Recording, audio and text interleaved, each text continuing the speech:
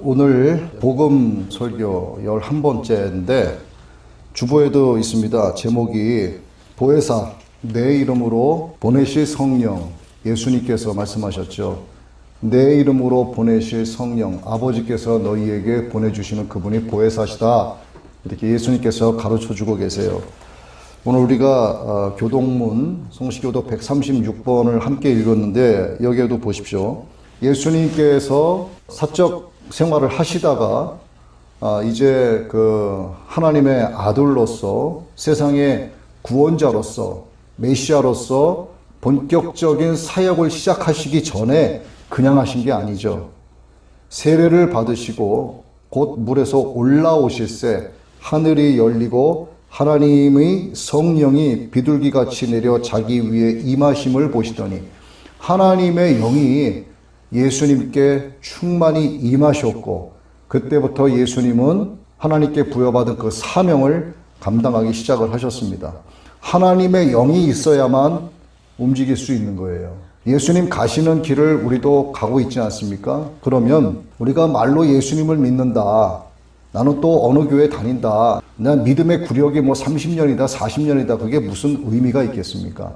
하나님의 영으로 충만하지 않으면, 성령으로 충만하지 않으면 신앙생활에 의미가 없다는 겁니다. 예수님께서도 다시 말씀드리지만 하나님의 영에 비둘기처럼 임하셨기 때문에 공적 사역을 수행하신 것처럼 우리 성도도 성도로서의 사명을 감당하기 위해서는 하나님의 영, 곧 보혜사 성령께서 내 안에 임재하셔야만 한다는 거죠. 그리고 하늘로부터 그런 말씀을 하셨죠. 이는 내 사랑하는 아들이요 내 기뻐하는 자라 하시니라. 하나님의 영이 예수님께 임하셨을 때 하늘로부터 그러한 소리가 났습니다. 마찬가지예요. 우리도 하나님의 양자지 않습니까? 그러면 하나님께서도 우리에게 말씀하시는 거예요. 내 사랑하는 아들이요 내 기뻐하는 자라. 어쩔 때? 내가 성령으로 충만할 때, 하나님의 영으로 충만할 때 하나님께서 이 말씀을 우리에게 하시는 거예요. 그러니까 성령으로 충만하기 위해서는 결론이 뭡니까? 기도하지 않으면 안 돼요.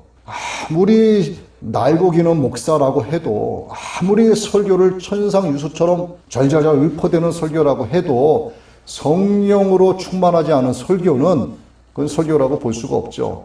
그냥 신학적인 지식일 뿐이죠. 그냥 교리를 전달하는 것 뿐입니다. 그래서 항상 하나님의 영으로 모든 성도는 충만해야 한다는 거죠. 그리고 성령으로 충만해야만 우리가 가서 세례를 베풀 수가 있고 너희에게 분부한 모든 것을 가르쳐 지키게 하라 하신 말씀을 우리가 수행할 수 있게 되는 겁니다.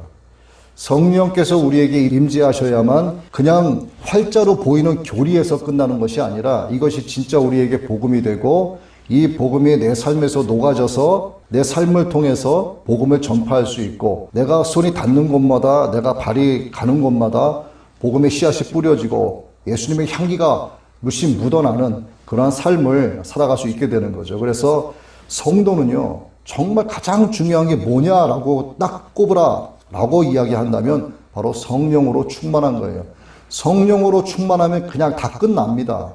요즘 정광훈 목사님 계속 그렇게 전국 순회하시면서 말씀 전하시잖아요. 성령의 나타나심. 저는 그 성령의 나타나심 설교를 거의 다 들었어요. 오래전에 그 교회 철야 예배에 참여해서 제가 들었습니다. 근데 듣고 들어도 새롭고 놀라운 말씀이죠. 그러니까 성령으로 충만해야 되고 나를 통해서 성령님의 나타나심이 증거되어야 되는 거예요. 그러니까 여러분 모두가 성령으로 늘 충만하시기를 바랍니다. 하나님은 역사 속에서 살아계시고 우리의 삶 가운데 살아계시고 모든 만물을 통치하고 계시죠. 그런데 사람의 관점에서 이 땅의 전쟁과 기근과 가난과 여러 가지 우리가 겪고 있는 그런 고통들을 보게 되면 마치 하나님의 현존이 허구인 거 아닌가? 이렇게 생각이 들 때도 있습니다. 사랑의 하나님이시고 은혜의 하나님이시고 축복하시는 하나님이신데 예수님을 믿고 있는 우리의 삶이 왜 이렇게 고통스럽고 힘든가? 정말 하나님은 살아계신가? 혹시 내가 뭔가 잘못된 길을 가고 있는 거 아닌가? 하나님은 허구적인 존재가 아닌가? 이렇게 생각이 될 때도 있다는 얘기예요. 여러분도 아마 부인 못 하실 겁니다. 내가 교회는 다니고 있고 신앙생활을 하고 있고 주의 종으로서 사명을 감당하고 있고 집사로서 전도사로서 그 길을 가고 있지만 때로는 교회 안에 있으면서도 마치 나 혼자 덩그러니 놓여져 있는 것 같은 그런 느낌을 누구나 한 번쯤은 다 겪어봤을 거라고 봐요. 저 역시나 그랬기 때문에 이런 말씀을 드릴 수 있는 겁니다. 세상 많은 사람들은 더하죠. 자기들만의 시선으로 세상을 보면서 하나님을 마음에 두기 싫어하고 하나님의 존재 자체를 인정하려고 들지를 않습니다. 여기서 우리가 분명하게 알아야 할 것이 있는데 이러한 세상 속에서 하나님의 통치는 바로 하나님께서 선택하신 사람들만이 볼 수 있다는 사실이에요. 하나님께서 세상을 주관하고 계시고 만유의 주제가 되신다라고 하는 그 사실, 또 그 사실을 우리로 하여금 깨닫게 하시는 것이 내 안에 임재하고 계시는 성령님을 통해서 우리가 깨닫게 된다라고 하는 사실은 다시 말씀드리지만 하나님께서 선택하신 사람들만이 알 수 있고 볼 수 있다는 겁니다. 여러분들은 하나님의 주권 아래에 있다라고 하는 것을 인정하고 계시잖아요. 세상 모든 것이 하나님의 통치 아래에 움직여지고 있다라고 하는 사실을 인정하고 계시잖아요. 그렇다는 것은 하나님께 선택받은 자들이란 뜻입니다. 택함받은 자들은 하나님의 대사죠. 천국의 대사입니다. 대사는 대사답게 살아야죠. 공개되었지만 마치 비밀처럼 보이는 이 복음을, 그래서 성도는 모든 나라와 족속에게 하나님의 부르심 안에서 증거해야 되는 사명을 갖는 거예요. 그래서 천국의 대사, 하나님의 대사라고 말씀드린 겁니다. 하나님의 부르심 안에는 성도들을 향한 하나님의 명령도 있지만 약속도 있습니다. 성경은 이렇게 말씀하시죠. 너는 가서 내 증인이 되리라, 이렇게 기록됐을까요? 이렇게만 기록된 게 아닙니다. 그 앞에 말씀을 눈여겨봐야 되는 거예요. 성령이 임하시면, 이런 단서가 앞에 붙고 있어요. 성령이 임하시면 너희가 증인이 될 것이다.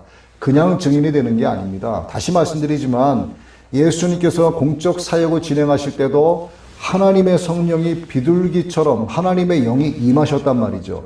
우리도 마찬가지예요. 우리에게 성령이 임해야만 성도로서의 사명을, 하나님 나라의 대사로서의 사명을 감당하게 된다는 거죠. 그래야만 하나님의 증인으로서 복음을 전하는 자가 될 수 있다 하는 겁니다. 창조주 하나님의 구속사적인 방식은 하나님의 영이 섭리하시는 복음이지 율법이 아니에요. 하나님의 복이 넘치는 은혜로운 사건이지 무거운 짐을 짊어져야 하는 억지가 아니라는 겁니다. 창조주의 구속사적 방식은 이렇게 놀라우신 은혜를 값없이 주시기 위해서 사람들을 부르신 거예요. 사도 바울은 디모데후서 1장 8절에서 이렇게 이야기합니다. 주를 위하여 갇힌 자 된 나를 부끄러워하지 말고 오직 하나님의 능력을 따라 복음과 함께 고난을 받으라. 이에 대해서 9절에서는 하나님이 우리를 구원하사 거룩하신 소명으로 부르심은 우리의 행위대로 하심이 아니요 오직 자기의 뜻과 영원 전부터 그리스도 예수 안에서 우리에게 주신 은혜대로 하심이라, 이렇게 고백을 했어요. 이 고백은 오순절에 했던 베드로의 설교 마지막 부분과 연관지어서 생각할 수 있는 거예요. 잘 들어보십시오. 베드로가 이르되 너희가 회개하여 각각 예수 그리스도의 이름으로 세례를 받고 죄사함을 받으라. 그리하면 성령을 선물로 받으리니 이 약속은 너희와 너희 자녀와 모든 먼 데 있는 사람 곧 주 우리 하나님께서 얼마든지 부르시는 자들에게 하신 것이라, 이렇게 베드로가 선포를 했죠. 이것은 오늘 우리에게 적용되는 하나님의 계획 안에 있는 모든 뜻이 삶의 실제가 되게 하실 뿐만 아니라 이것을 담대하게 선포할 수 있게 하신다는 매우 깊은 의미를 갖고 있습니다. 성령으로 충만하지 않은 성도는 그 사명을 그래서 감당할 수 없는 거예요. 더더군다나 하나님의 말씀을 가르친다라고 하는 목사들은 오죽하겠습니까? 다시 말씀드리지만 정말 그 유명한 목사라고 하더라도 정말 큰 성전에서 아주 너무너무나 휘황찬란한 단상에서 하나님의 말씀을 선포한다고 할지라도 이것이 교리이고 신학적인 지식에서 전달이 되면 그것으로 끝나는 거예요. 성령님께서 열어주시는 입으로 말씀을 전하지 아니하시면 그 말씀이 성도들의 마음 가운데 인침되지 않는 겁니다. 예배당의 단상에서뿐만이 아니라 거리의 찬양, 또 각종 기독교의 문화, 또 SNS를 통한 복음 전파, 이런 다양한 경로와 방법으로 하나님의 뜻이 이루어져 가고 있다는 사실은 하나님께서 얼마든지 부르시는 자들이 성령을 선물로 받아 하신 것이다 라고 하는 말씀을 입증하는 거예요. 자, 저도 SNS를 통해서 말씀을 또 계속 전하고 있고, 또 때로는 전도지를 들고 나가서 전하기도 하죠.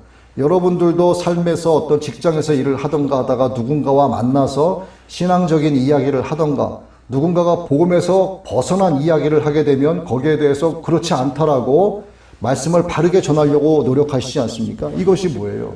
성령께서 내 안에 계시고 내 안에 계신 성령께서 복음을 바르게 가르치고 전하게 하시려는 역사란 말입니다.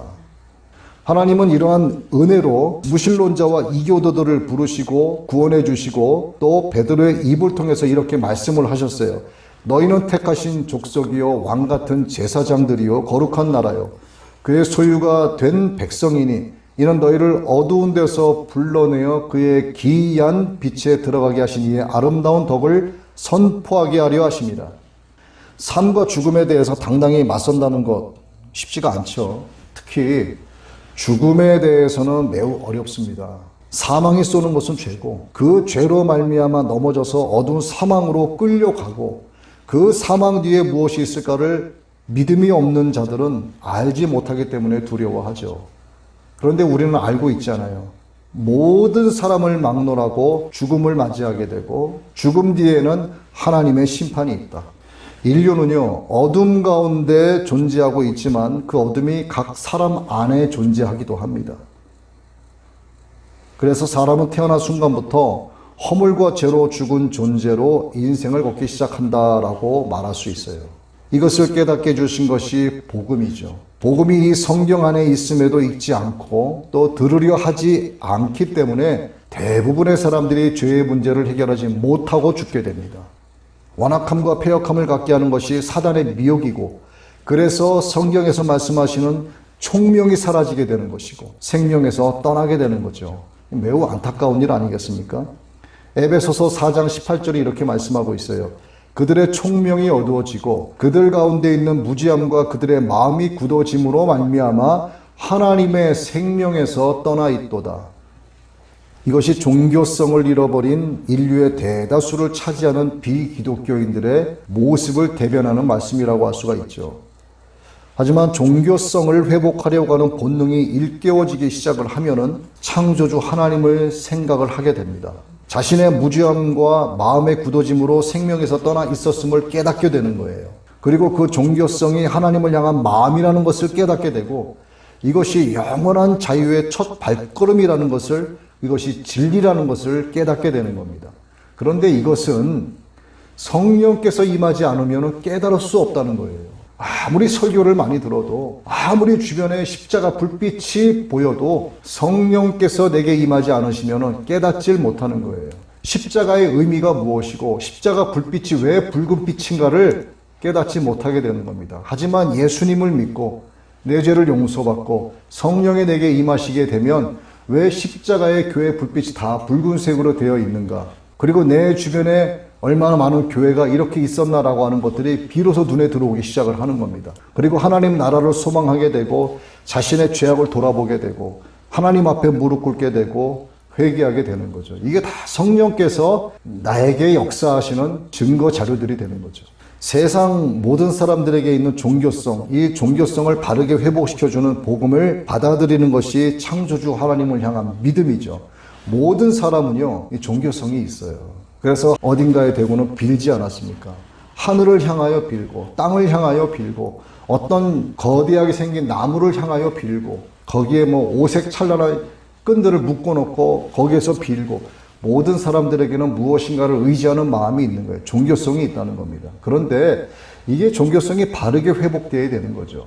성령께서 임해야만 바르게 종교성이 회복이 되고, 그 회복이 바로 하나님을 향한 믿음이라고 하는 것을 깨닫게 되는, 이거 모든 것이 오늘 우리에게 있기 때문에 우리가 이 자리에서 예배드릴 수 있게 되는 겁니다. 피조물인 사람은 창조주 하나님을 압니다. 사람은 누구나 종교성을 갖고 태어나기 때문이죠. 죽지 않기 위해 발버둥을 치고 늙지 않기 위해 온갖 시술을 다 하고 건강과 젊음을 유지하기 위해서 온갖 좋은 거 다 먹고 줄기차게 운동도 합니다. 그러나 노화가 더디될 뿐, 건강이 조금 더 유지될 뿐, 결론은 다 똑같은 거죠. 저는 이것을 이렇게 말씀드리고 싶어요. 영원히 죽지 않고 살아갈 수 있었던 생명의 유전적 성향 및 피조물의 회복성이다. 이렇게 표현하고 싶습니다. 우리가 에덴 동산에서 생명으로 최초에 지음받았을 때는 죽지 않는 존재였죠. 그것이 모든 사람 마음 가운데 유전적으로 이어져 가고 있다는 거예요. 그래서 자꾸 영혼을 이야기하고 불로초 얘기를 꺼내고, 저와 여러분의 삶의 근거는 하나님이시죠. 그래서 우리 마음은 하나님의 영으로 충만한 하나님의 성전이 되어야 합니다. 내가 하나님의 성전이 되면 이미 나는 영혼을 살아가게 되는 존재로 변화되었다는 거죠. 내가 육신으로는 비록 죽을 수 있죠. 하지만 내 육신을 입고 있는 내 혼은 아버지의 나라에서 영원히 살아가는 존재로 내가 변화된다라고 하는 것을, 부활한다라고 하는 것을 성경이 우리에게 말씀을 하고 있지 않습니까? 육신으로 태어나 시작하게 된 제 1막, 이런 단회적인 인생으로 끝나는 것이 아니라 영원한 2막으로 이어진다는 것을 우리가 하나님의 영으로 충만한 모든 성도는 알게 되죠. 그리고 장차 다가올 영광을 바라보면서 불변의 소망으로 기뻐하는 삶을 살아가는 게 마땅한 크리스찬의 삶인 것을 또한 알게 되는 겁니다. 우리는 어두운 데서 나오라 하는 하나님의 부르심을 받아야 되죠. 그 부르심을 우리가 받아들여야 됩니다.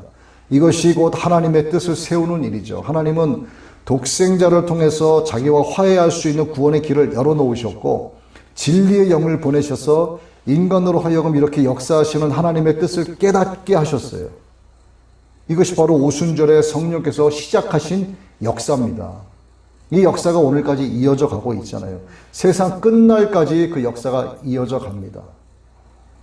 성령은 우리에게 역사하시죠. 어두운 마음을 밝게 보여주시고 영의 눈을 뜨게 해주시죠. 세상의 지식을 누르고 말씀의 지혜로 보게 하시고 영의 귀로 듣게 하십니다. 그래서 오늘 우리는 이렇게 예배를 올려드릴 수 있게 된 거예요. 성령은 거짓과 진리를 분별하게 하십니다. 빌립보에서 전도하는 바울의 말에 경청했던 루디아처럼 진리의 말씀을 경청하게 하시죠. 하지만 그 경청은 단순한 귀 기운의 집중이 아니라 진리에 대한 인격적인 관심을 가리키는 거예요. 진리에 대한 인격적인 관심. 이것이 내 안에서 이루어질 때 하나님과 나와의 전인격적인 만남이 이루어지는 겁니다. 진리에 대한 인격적인 관심은 단순히 예배를 구경하러 가거나 설교를 평가하는 설교 평가사 내지는 설교 내용을 분석하는 설교 비평론자로 앉아서 논쟁을 하거나 하는 게 아니죠. 인간 사상으로 해석하려고 하는 관객이 아니라 하나님의 말씀이 삶의 생생한 현실이자 실제가 된다라고 하는 것을 의미합니다. 또 하나님의 존전에 있는 내게 1대1로 말씀하시는 개인적인 관계로서의 청종을 말하는 거예요. 내 안에 있는 부정함과 부정직함이 고스란히 드러나서 회개에 이르게 된다는 것을 의미하는 겁니다. 성령께서 역사하시는 방법이 뭘까? 내 안에 정말 성령님이 임재하고 계시다면 성령께서 도대체 나를 통해서 어떻게 역사를 하실까? 그 증거가 있을까? 그 증거가 있습니다. 이걸 발견할 수 있어야 되는 거예요. 내게도 역사하고 계시는가 궁금해 하실 수 있죠. 이에 대해서 사도 바울의 고백으로 알아볼 수 있습니다. 육신에 선한 것이 거하지 않는다고 말한 사도 바울은 이렇게 이야기하죠. 오호라 나는 곤고한 자로다. 이 사망의 몸에서 누가 나를 건져내랴. 자신의 영적 심경을 토로하고 있습니다. 자신의 의에서 말미암은 흉악함을 보게 된 것이었고 그릇된 관념이 부패하고 불결한 것임을 직시하게 된 고백이죠.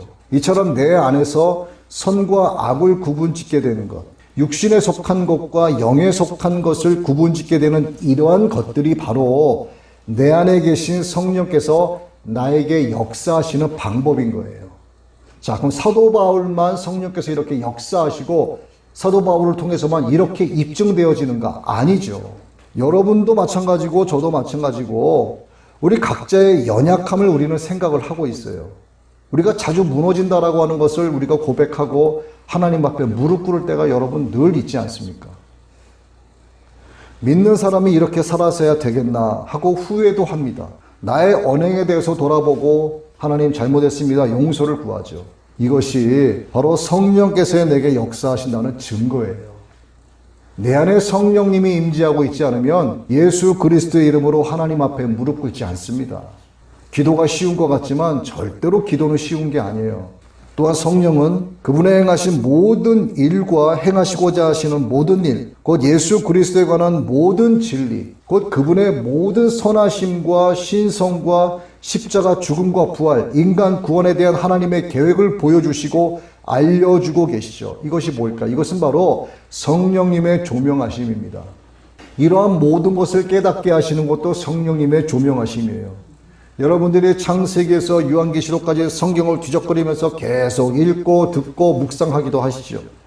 그러면서 매일 들었던 이 말씀, 이 구절이 나에게 오늘은 새롭게 다가오고 새롭게 내게 말씀하시는 것 같아 라고 하는 그 깨달음이 바로 성령님의 조명하심이라는 거예요. 그래서 성령님이 내 안에 임재하고 있는 성도는요, 성령님의 역사하심이 내 삶을 통해서 입증되어지고 또 말씀을 조명하여 주심으로 말미암아 입증된 것을 더욱더 확증하게 만들어주는 거예요. 결국 뭡니까? 성령으로 충만하지 않으면 안 된다 하는 거예요.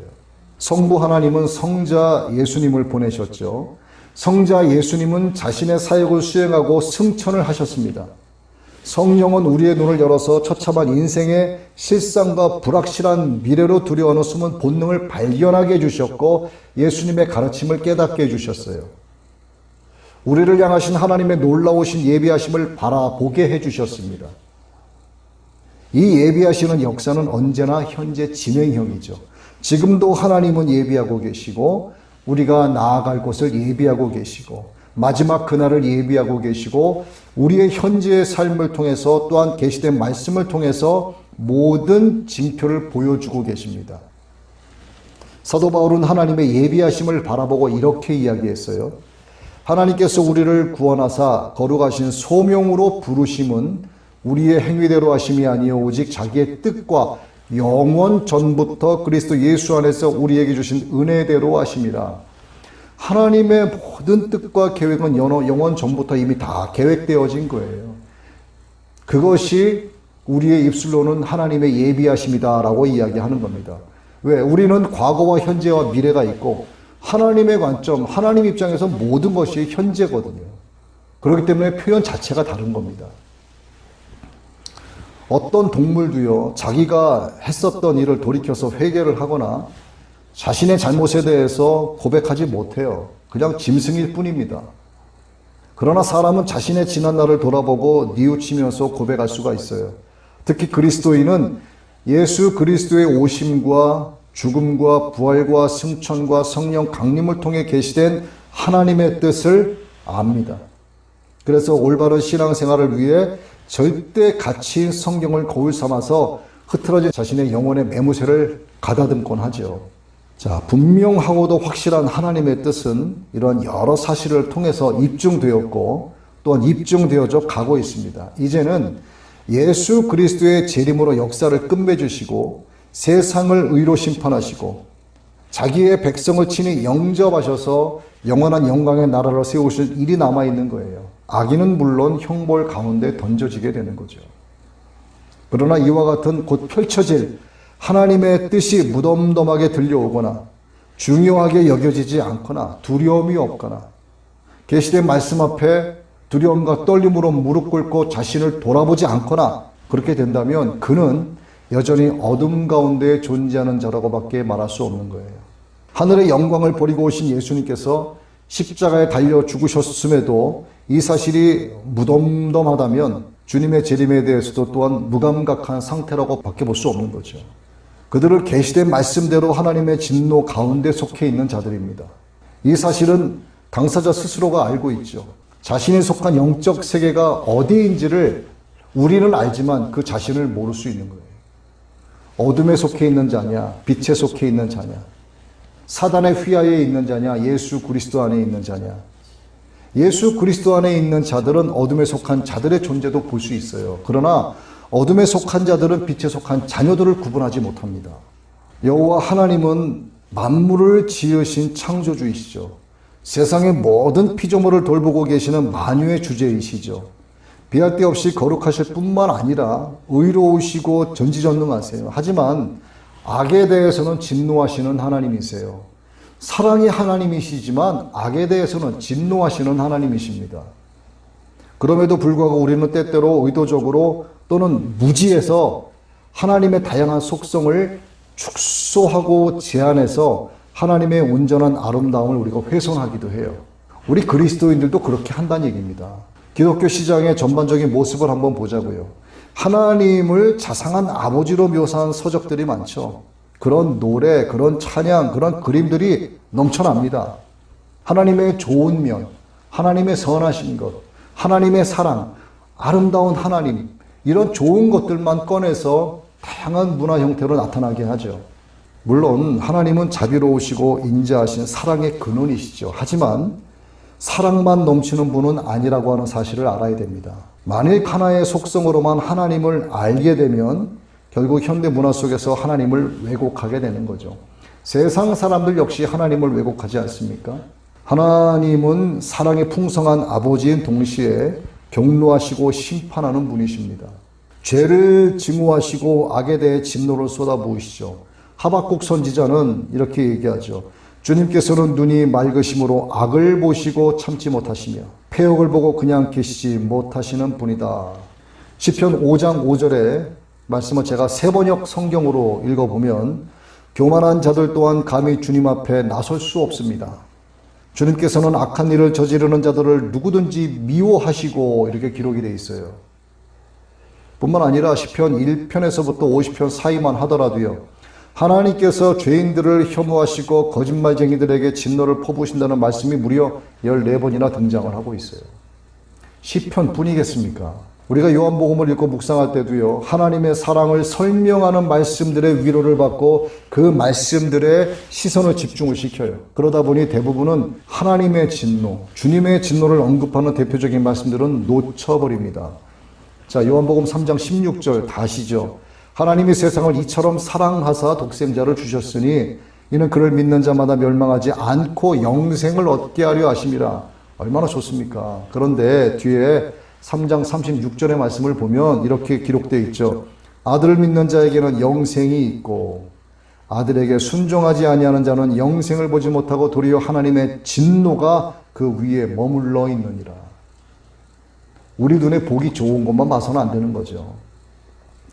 복음은 경우에 따라서 직면하고 싶지 않은 하나님의 영원한 속성을 있는 그대로 보여줍니다. 사람들은 10중 8구 한글을 뒤로 물러나서 죄인을 저주하고 심판하시는 하나님의 모습을 외면한 채 사랑이 많으신 아버지로 그려내는 말씀에 집중하기를 더 좋아해요. 저 역시도 그럴 때가 많이 있습니다. 사랑의 하나님, 은혜의 하나님, 위로하시는 하나님, 채워주시는 하나님, 치료해주시는 하나님, 이것을 더 많이 강조하고 더 많이 묵상을 한다는 얘기죠. 하지만 진노하시는 하나님, 저주하시는 하나님, 증오하시는 하나님, 심판하시는 하나님, 그것에 대해서도 우리는 간과해서는 안 된다라고 하는 사실을 여러분 꼭 기억하시길 바랍니다. 그래서 우리는 말씀으로 계신 하나님의 모습을 제대로 직시해야 됩니다. 그렇게 되면 하나님에 대한 경외감을 리얼하게 느끼게 되죠. 성령께서 말씀 가운데 역사하시면서 우리를 가르치시고 복음의 진수를 깨닫게 해주시기 때문입니다. 그리고 그럴 때 비로소 진정한 예배자로 하나님 앞에 나아갈 수 있게 되는 거죠. 하나님께서 원하시는 것이 무엇인지를 아는, 하나님을 아는 지식에 이르게 되기 때문입니다. 하나님을 아는 지식에 이르게 되더라도 성령께서 내게 임재하지 않으시면 그것을 깨닫지를 못하는 거예요. 하나님은 어둠 가운데 속한 자들을 영광의 빛 가운데로 들으시기 위해서 독생자를 보내시고 이 땅에 진리의 성령을 보내주셨습니다. 하지만 누구라도 자신을 길 잃은 영혼이라고 여기지 않음으로 인해서 자신이 어떤 존재인지에 대한 실상을 깨닫지 못하게 되면 이 거룩하고 놀라운 진리의 영을 절대로 체험할 수 없게 돼요. 하나님의 심판이라는 관점에선 더더욱 자신을 살펴볼 수 없게 됩니다. 내가 왜 하나님의 심판의 대상이 되는데 이따위 교만한 하나님 앞에서 아주 까부는 이런 행동을 한다는 얘기죠. 그의 자아가 자신을 지배하고 있는 절대 가치가 되기 때문이에요. 사람들 얘기하죠. 새끼손가락 걸고 영원히 사랑하자. 어느 일면의 행복감을 놓고 이 기쁨을 뺏기지 말자, 영원히 행복하자, 이렇게 이야기들을 합니다. 영원함을 허락하시는 영원함의 근원이신 하나님에 대해서는 그럼에도 불구하고 생각하려 들지를 않아요.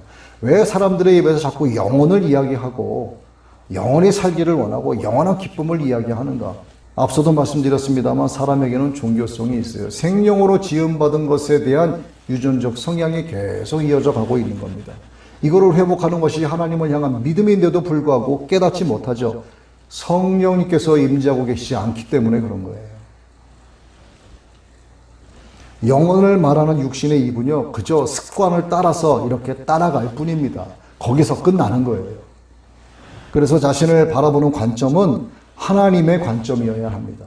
하나님의 관점에서 나 자신을 내가 바라볼 수 있어야 돼요. 우리들의 눈으로 목도하는 역사의 현실이 하나님의 구속사의 퍼즐 조각이다라고 하는 것을 깨달을 수 있어야 됩니다. 이를 위해서는 썩어 없어질 육신의 알량한 자존심을 지키기 위해서 자신에게 들려오는 십자가 복음을 거부하지 말아야 되는 거예요. 또한 자신이 얼마나 무지한 자인지를 인정할 수 있어야 됩니다. 가장 고상한 지식, 가장 강력한 철학, 최고의 학문인 성경 앞에서 장깨를 부리거나 까불어서는 안 되죠. 교만을 또 다른 말로 표현하면 뭐가 있을 수 있겠습니까? 교만은요, 너무나 흔한 단어가 돼서 와닿지도 않아요. 하나님 앞에서 까부는 거예요, 한마디로. 어린아이처럼 복음을 받아들여서 예수님을 믿어야 되죠. 하나님의 사랑에 자신을 내맡길 수 있어야 됩니다. 그럴 때 비로소 아래와 같이 고백할 수 있게 되죠. 고린도전서 15장 10절, 내가 나된 것은 하나님의 은혜로 된 것이니 내게 주신 그의 은혜가 헛되지 아니하여 내가 모든 사도보다 더 많이 수고하였으나 내가 한 것이 아니오 오직 나와 함께 하신 하나님의 은혜로다. 모든 일상에서 오직 하나님의 은혜라고 고백할 수 있게 된다는 겁니다. 하나님의 영, 그 성령 안에서 행했던 성경의 모든 사도들과 또 성도들은 성령으로 충만했죠. 그러나 성령 자체를 설명하기 위해서 애쓰지 않았어요. 성령이 어떤 분이시다, 이거 설명하기 위해서 애쓰지 않았단 말이에요. 어떠한 형이상학적인 논의도 하지 않았습니다. 다만 성령으로 충만했던 우리의 믿음의 선조들은요, 거룩한 삶, 결실 있는 봉사에 대한 성령의 사역과 성령의 능력을 주장을 했습니다. 식품 영양학이라고 하는 학문이 있죠. 식품 영양학에 관한 지식이 없어도 여러분은 영양이 골고루 깃든 음식을 섭취하실 수 있죠. 비행기 조종을 하지 못해도 여러분 높은 창공을 날아갈 수 있지 않습니까? 공기를 만들지 않았어도 호흡을 하면서 지금 살아가고 있잖아요. 여러분들이 직접 자동차를 만들지 않았어도 자동차를 타고 다닐 수 있잖아요. 산과 바다 등의 자연 만물을 여러분이 만들지 않았어도 그 모든 만물을 누리면서 지금 살아가고 있지 않습니까? 자, 이처럼요, 후자는 전자를 전제로 하는 거예요. 여러분들이 존재하는 이것은 바로 전자이신 하나님의 근원을 전제하는 거예요. 전자는 후자가 있기에 전자로서의 정체성을 지니는 겁니다. 우리가 존재함으로 인해서 하나님께서 영광 받으셔야 된다는 거죠. 전자는 아는 것이고 후자는 하는 거예요. 우리가 하나님을 아는 지식이 있다. 그로써 나로 말미암아 하나님의 정체성이 영광으로 나타나게 되죠. 그럼 우리를 있게 하신 전지이신 하나님으로 말미암아 우리는 하는 자가 되어야 되는 거예요. 뭘 하느냐? 성도로서의 사명을 감당하는 자가 되어야 되는 거예요. 어떻게? 하나님의 영으로. 그러니까 이 전자와 후조는요, 이 동일선상식의 구조를 지닌다는 얘기입니다. 하나님이 없이는 우리의 존재도 없는 거예요. 하나님이 세상을 창조하지 아니하였더라면 우리는 존재할 수 없는 존재입니다. 그러니까 우리의 모든 근원은 결국 하나님이시다라고 하는 거죠. 그리고 이 놀라운 사실을 깨닫게 해주시는 것이 바로 성령 하나님이시라 이 말입니다. 그래서 성도는 기도해야 되는 거예요. 기도하지 않으면 성령님이 임재하시지 않습니다. 자, 이제 말씀을 마칩니다. 기독교는 어떤 대상에 대해서 보편적으로 아는 것과 대상 자체를 체험적으로 아는 것을 날카롭게 구분하고 있어요. 마치 음식 조리법을 아는 것과 그것을 먹어서 아는 것과 같은 거죠. 제 아무리 맛있는 산의 진미가 놓여 있어도 지속적인 섭취를 하지 않으면 그 사람은 영양 결핍에 걸려 죽게 될 수 있는 것처럼 기독교 교리 및 역사 속의 식재로 이루어 가시는 하나님의 구속사와 또한 이 모든 것에 동력을 불어넣어서 움직이게 하시는 성령에 관하여 지식적으로는 알고 있어도 이것을 지속적이고 직접적인 나의 체험으로 이어지게 하지 않는다면 어떻게 된다? 음식을 먹지 않아 영양 결핍 걸려 죽을 수 있게 되는 것처럼 된다는 얘기죠. 결국 영적 사막에 이르게 된다는 겁니다. 이것이 생명과 사망으로 갈라놓는 크고도 작은 차이예요. 크고도 작은 차이. 무엇이? 성령님의 임재하심. 내 이름으로 보내실 성령, 아버지께서 보혜사를 너희에게 보내주시겠다 약속하시고 약속하신 예수님의 그 말씀이 그냥 허투루 들을 말씀이 아니라는 겁니다. 보혜사 성령이 저와 여러분 가운데 항상 임재하고 계셔야만 된다는 거죠. 영생은 유일하신 참 하나님과 그의 보내신 자 예수 그리스도를 아는 것이니이다. 이 말씀은 생명과 사망 사이를 벌려놓는 깊은 신학적인 의미를 담고 있습니다. 이것은 우리로 하여금 실제적인 체험 속에서 대상을 알고자 하는 욕구를 불러 일으켜주는 거죠. 영, 스피릿, 물질을 초월해서 존재하시죠. 이 영은 다른 방식으로는 존재하는 생명입니다. 영은 무게도 없죠. 용적도 없죠. 크기도 없습니다. 공간에서 범위도 없는 그런 실체죠. 영은 참된 존재자이시고 정신을 초월한 영역에서 객관적으로 실존하시는 분이시죠. 영은 오직 하나, 그래서 진리죠. 변하지 않죠. 그래서 영원하죠. 그래서 거룩합니다. 삼위 중 하나이신 성령을 아는 일은 곧 하나님을 아는 지식이고 이것은 기도를 통해서 인격적인 만남을 통해서 체험적으로 이루어지는 거예요. 단순히 아는 것으로 지식으로 이루어지는 게 아니라는 겁니다. 여러분들은 성령을 체험하셔야 되는 거예요. 믿는 자들에게는 성령의 본질에 대한 개인적인 체험이 실생활에서 가장 우선되어야 하는 거예요. 더 중요한 것은 직접적인 방법의 지속적인 실제를 체험하는 겁니다. 이례적으로 단회적으로 끝나서는 안 된다는 거죠. 성령의 본질에 대한 개인적인 체험이 여러분 각자의 실생활에서 나타나게 되시기를 예수 그리스도의 이름으로 축원합니다.